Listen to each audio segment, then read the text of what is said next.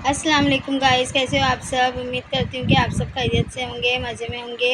इफ़रा Khan blogs में आप सबका वेलकम करती हूँ। आज की रेसिपी है मेंदू वड़े की। तो मैं ये शाम के नाश्ते में बना रही थी और मेरा ब्लॉग आज फुल रूटीन वाला है, तो आप स्किप मत करिएगा, फुल वॉच करिएगा। और मैं देखिए यहाँ पर ब्लॉग शुरू की थी सुबह के 7:30 बजे से। तो बच्चे देखिए सब सो रहे हैं। फ़ज़ल, इफ़रा, फ़हद और फ़हद के अब्बा भी सो रहे थे। तो देखिए यहाँ पर 7:30 बजे करके घड़ी भी आपको दिखा रही हूँ। आटा गूँध कर मैंने पहले ही रख ली थी और आलू की सब्ज़ी भी मैंने बना ली थी, बस दम पर पकने के लिए रख दी थी। ये देखिए, फिर मैंने व्लॉग बनाना शुरू की। मैं बोली चलो साथ ही साथ व्लॉग भी बन जाएगा। तो यहाँ पर देखिए कितनी यम्मी लग रही है आलू की सब्ज़ी, बहुत अच्छी बनी थी और रोटी के साथ भी बहुत अच्छी लगती है ये। इफ़रा के अब्बा टिफ़िन लेके जाते हैं और फ़हद लेकर जाता है, तो इसके लिए सुबह उठकर बनाती हूँ मैं। तो आलू की सब्ज़ी हमारी तैयार हो गई थी। तो यहाँ पर देखिए मैं रोटी भी दिखा रही थी बनाकर सेकते हुए।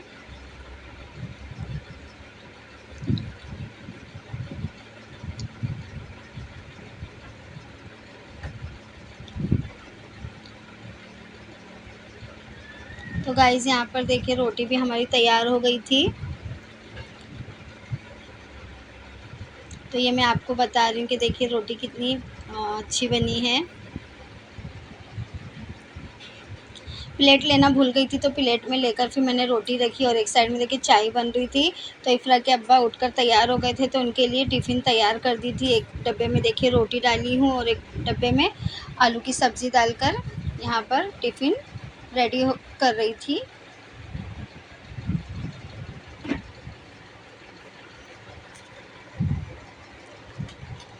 अब इफ़रा के अब्बा जाएंगे 8 बजे और फिर उसके बाद फ़हद जाएगा 10 बजे तक। और यहाँ पर देखिए सारे रोटियाँ मेरे तैयार हो गए थे बनाकर। कितने प्यारे लग रहे देखिए रोटी, और खाने में भी एकदम सॉफ्ट और बहुत अच्छे थे। तो गाइज़ उसके बाद देखिए यहाँ पर बैग में से फ़ज़ल निकाल कर रखा था कपड़े, क्योंकि ये जमात में गया था। फिर उसके बाद वहाँ पर से आने के बाद जमात से मामू के घर पे भी 2 दिन था। तो अब आने के बाद मैं उसको बोली मैले में निकाल कर डाल दे, मशीन के अंदर डाल दे, मैले कपड़े कल धो दूँगी।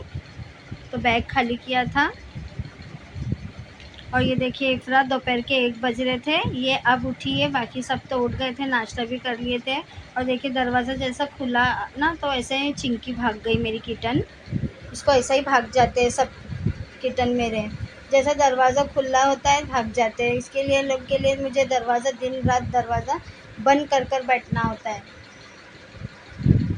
इफ़रा के अब्बा भी बहुत गुस्से आ जाते हैं, क्योंकि है ना दरवाज़ा बंद करके रखते, बाहर की हवा आने देते नहीं करके, लेकिन क्या करूँ किटन भाग जाती है। फिर गाइस देखिए उसके बाद मैंने कुछ भी ज़्यादा ब्लॉग नहीं बनाई। यहाँ पर मेंदू वड़े की तैयारी कर रही थी, मेंदू वड़े बना रही थी। आटा मैंने माश की दाल भिगा कर पीस कर रख ली थी। फिर उसमें प्याज, कोतमीर, हरी मिर्ची, कड़ी पत्ता, अदरक थोड़ी बारीक बारीक काट कर इसमें डाल दी थी, नमक डाल दी थी और अच्छा मिक्स करके इसको रखी थोड़ी देर के लिए।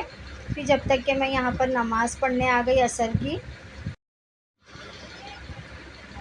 की नमाज़ पढ़कर फिर वापस से आकर मैंने इसको अच्छे से मिक्स करी। फिर यहाँ पर एक प्लेट लेकर चम्मच लेकर रखी हूँ। गैस ऑन करके कढ़ाई रख दी गरम होने के लिए, तेल भी अच्छे गरम करने के लिए रख दी थी। फिर यहाँ पर एक बाटी में मैंने पानी ली हूँ। हम हाथ में तेल नहीं लगाएंगे, पानी लगाएंगे इस तरीके से,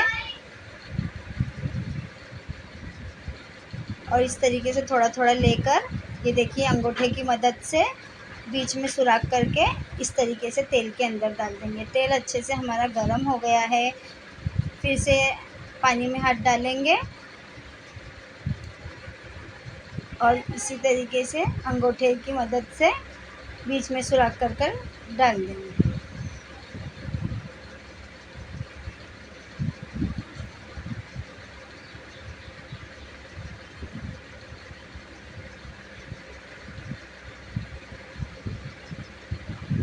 तो यहाँ पर हल्का कलर आना शुरू हो गया था, तो मैंने इसको चम्मच की मदद से पलटा के फ्राई करेंगे।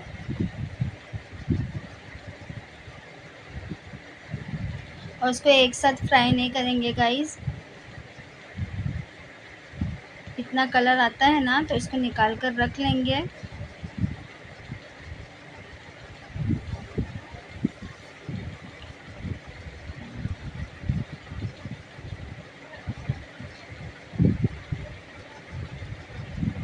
तो यहाँ पर बड़ी प्लेट लेकर मैंने उसके अंदर रखी हूँ।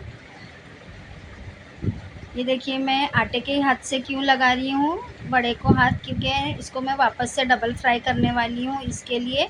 और दूसरे हाथ में मेरे तो मोबाइल होता है व्लॉग बनाने के लिए, तो वही बता रही थी मैं। अब कढ़ाई में और 2 बड़े बाकी थे, तो उसको भी निकाल कर प्लेट में रख लूँगी। ये देखिए,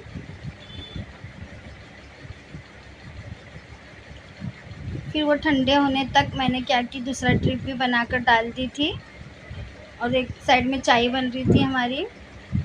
तो जो ठंडे हो गए थे, उसको वापस से डबल फ्राई करने के लिए यहाँ पर मैं तेल के अंदर डाल रही हूँ गाइस।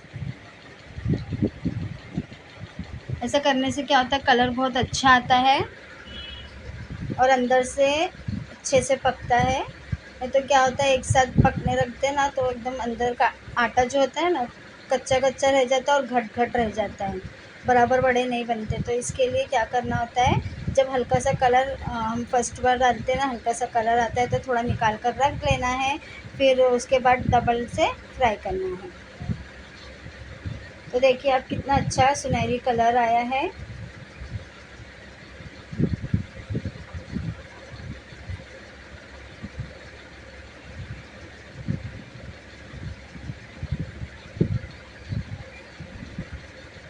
तो चम्मच की मदद से उलट पलट करते रहेंगे वड़ों को, ताकि अच्छे से सब जगह कलर आ जाए ये वड़े में।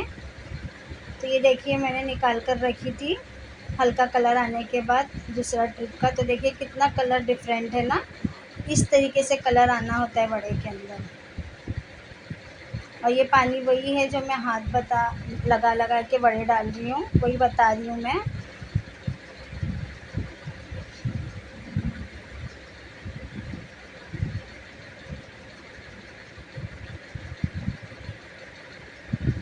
अब ये भी मैं डबल से फ्राई करके लूँगी। ये ब्लॉग आप तक कल पहुंच जाना चाहिए था, लेकिन मेरे से कल अपलोड करने का नहीं हुआ, तो इसके लिए मैं आज आवाज़ रिकॉर्ड करके फिर अपलोड कर रही हूँ। तो देखिए, एक साइड हमारी चाय भी बन गई और खुशबू इतनी अच्छी आ रही थी वड़े की, तो मुझे कंट्रोल नहीं हुआ, तो मैंने खाकर भी एक वड़ा देख ली हूँ कि कैसे बने। तो माशाल्लाह बहुत अच्छे बने थे। तो देखिए, यहाँ पर बड़े सारे तैयार हो गए थे, तो मैं आपको एक प्लेट में निकाल कर दिखा रही हूँ। और मैं इसके साथ आज चटनी नहीं बनाई थी, सिर्फ चाय और सॉस से हम लोग ने खाए थे शाम के नाश्ते में। तो देखिए माशाल्लाह कलर भी बहुत अच्छा आया था और क्रिस्पी भी बहुत अच्छे बने थे। अगर आपको मेरी ये रेसिपी और ब्लॉग अच्छे लगे तो कमेंट्स में ज़रूर बताइएगा गाइस कि ये रेसिपी और ब्लॉग आपको कैसा लगा। और लाइक करिएगा, सब्सक्राइब करिएगा। तो देखिए, नाश्ते के बाद हम लोग मगरिब की नमाज़ पढ़ने के लिए ठहर गए थे, जानिमाज़ बिछा लिए थे। मैं और मेरे हस्बैंड नमाज़ पढ़ रहे थे। फ़ज़ल तो मस्जिद चला गया था नमाज़ पढ़ने के लिए। हस्बैंड काम से लेट आए थे, तो उनको टाइम हो रहा था मस्जिद में जाने के लिए, तो इसके लिए जल्दी वज़ू करके मेरे साथ ठहर गए थे नमाज़ पढ़ने के लिए। तो गाइज़ ये देखिए, मेरे लिए इतना अच्छा तोहफ़ा मेरी भांजी ने लाके दी, सॉरी भतीजी ने लाके दी है, जो मुझे चाहिए था, मैंने मंगाई थी उससे। तो वो बोली ये मेरी तरफ से गिफ्ट रहेगा पुप्पू करके वो मुझे दी। तो ये पूरे 8 किताब का सेट है।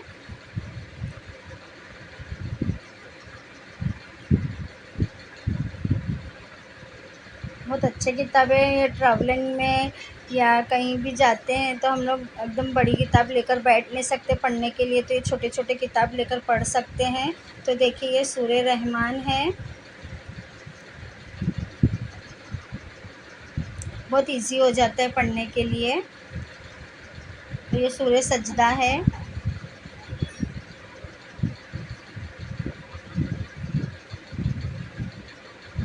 ये ये सूरह वाक़िया है, ये सूरह मुज़म्मिल की किताब है और इसमें जो है सूरह फ़ातिहा थे, 4 कुल थे और आयतल कुर्सी है। इसमें देखिए लिखा हुआ है।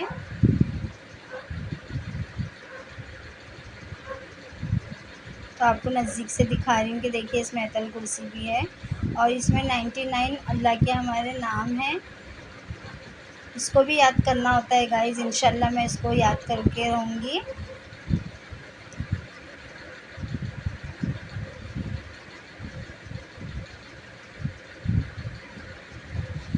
और इसमें आयतल कुर्सी भी है।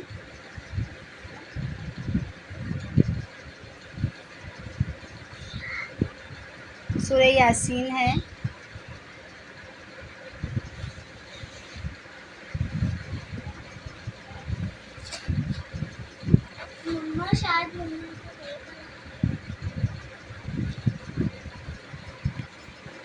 तो ये सूरह रहमान मैं ज़ोहर की नमाज़ के बाद पढ़ लेती हूँ या ज़ोहर की नमाज़ से पहले पढ़ लेती हूँ।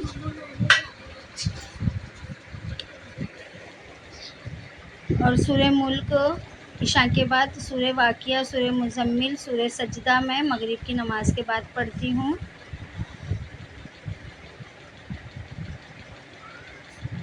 तो ये 3 किताब एक साथ रख ली हूँ कि मगरिब की नमाज़ के बाद पढ़ना अच्छा होता है।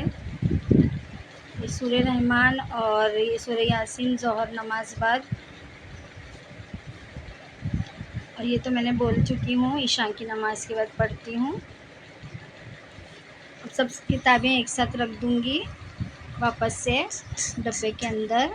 जब मुझे पढ़ना होगा मैं निकाल कर पढ़ लूँगी। और ये देखिए पहले मैं ये किताब में पढ़ती थी 26 सूरतें, अभी भी पढ़ती हूँ। और ये जो मैं छोटे जो बुक्स है किताबें, उसको मैं उठा कर रखूँगी। कभी कहीं जाऊँगी जैसे ट्रैवलिंग में, जैसे कहीं भी जाते हैं तो उसको रख कर जाएंगे ना, वज़ू में रहेंगे तो हम पढ़ सकते हैं। तो इसका मेरा बताने का मतलब सिर्फ ये है कि आप भी ऐसे किताब ऑर्डर कर सकते हैं, ले सकते हैं। तो देखिए सूरह वाक़िया अब मैं पढ़ रही हूँ। फिर मिलती हूँ एक नए ब्लॉग के साथ। अल्लाह हाफ़िज़।